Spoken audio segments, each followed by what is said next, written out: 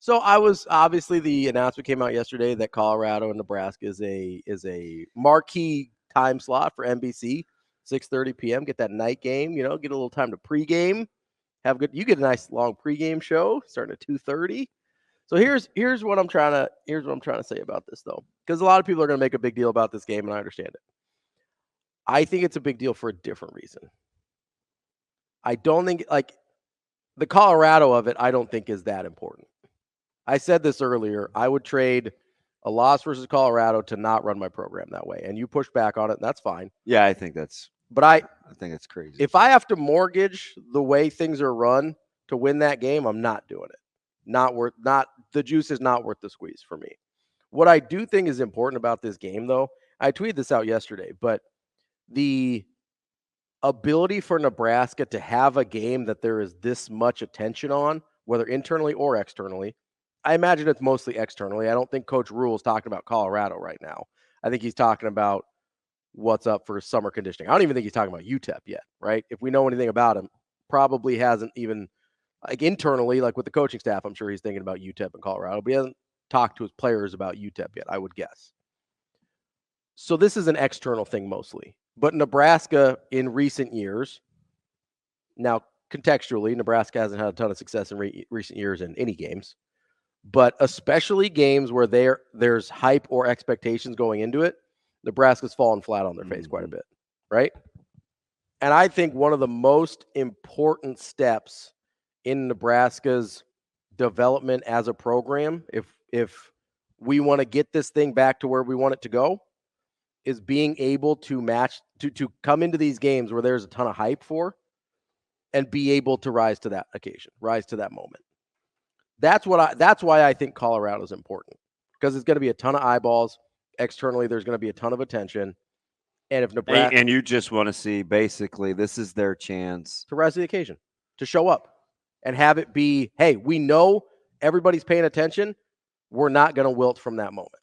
So this had different sort of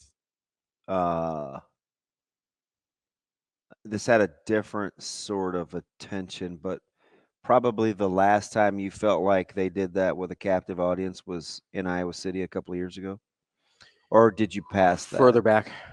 I think. Really? Because they hadn't won enough games yet. Yeah. How high can the stakes be when that's your record? Right? It wasn't even for a bowl game. Right. It was just, hey, this is what it is. It'd be cool if they finally – it was just it's cool they finally snapped the Iowa streak. See, there's something in me that says you can't poo-poo that, though. I think it was a big game, but I don't know. Yeah, if you look at it in retrospect, what did it mean, as a springboard? Not much. And I don't even think going into it necessarily people looked at it like this big hyped up game, because you're kind of well, if I remember right, that's the morning we found out it was going to be Rule.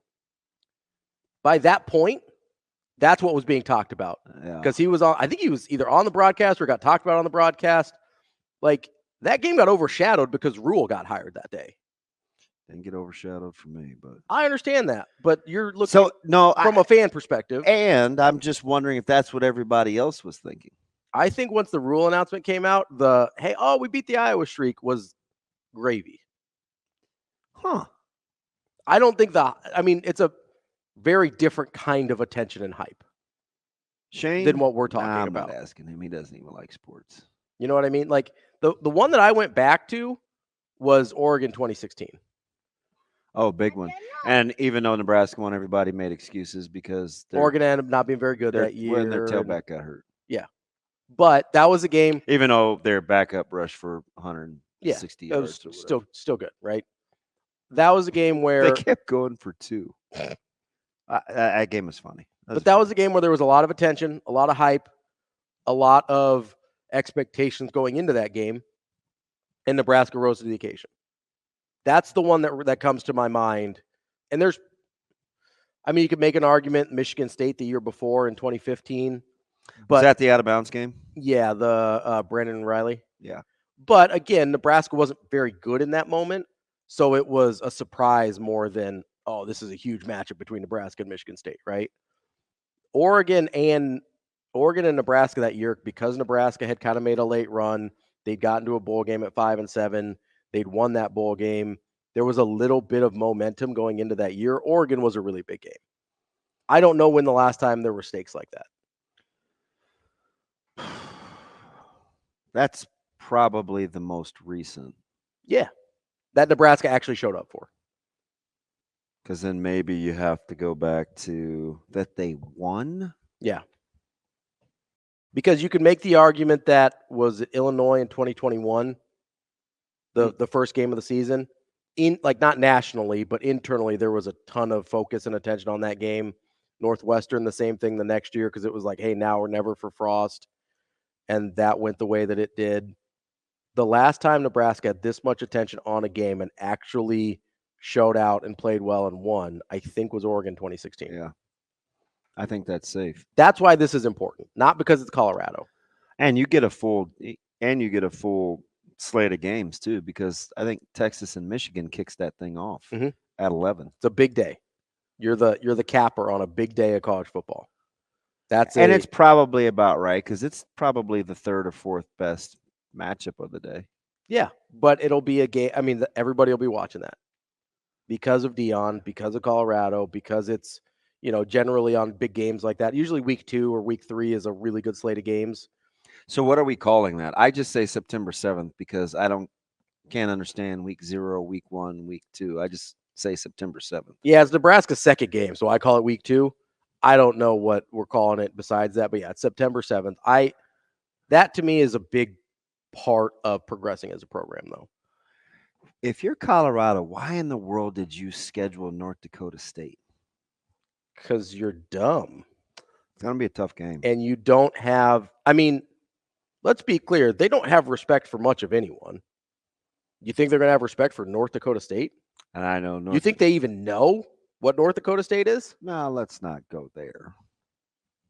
This is the same guy talking out of both sides of his mouth where he says, hey, nobody good goes in the transfer portal, but we get all the good guys out of the transfer portal. No starters go in the transfer portal, but we're going to get all our starters out of the transfer portal. So maybe he doesn't know what he's talking about. Well, Shador and what's his bucket? Travis. Hunter still, I was going to say Scott. Hunter still play for Astro World was a long time ago, wasn't it? Hadn't gone right since then. Those guys, they'll still be formidable. Yeah, I'm not saying that they don't have some talent, right?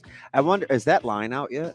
For Nebraska, no, North Dakota State. North Dakota State. I don't know. That would be a miserable game to prepare for. Yeah, coming into Lincoln after that game, you're going to get power, ISO, blast, play action, and those are kind of all the things where that's kind of all the things where Colorado should tend to struggle because I don't know who's playing in line for them, and I don't know how many they got.